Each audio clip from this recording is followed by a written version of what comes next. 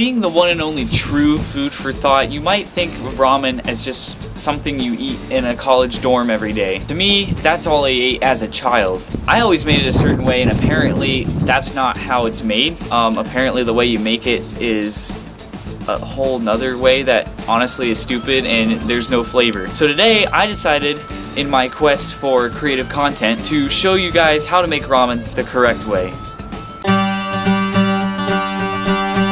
Start by getting a pan. You always want to start out by getting a pan. Fill it with water, make sure it's level to cook the ramen.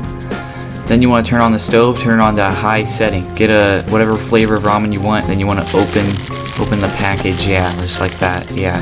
Then you want to get the season packet out and you want to tear that open. This is where it gets a little controversial, but stick with me here because things are about to get pretty epic. Yeah. Then you want to dump it into the water. Yep, that's right. Do it anyway. Then you want to get your brick out. You want to get a fork so you can stir it. Put the brick into the pan. It's not that difficult. Stare at it for a little bit. Then you want to stir it. Stir it nice and good. Make sure it gets all soaked in that seasoned water.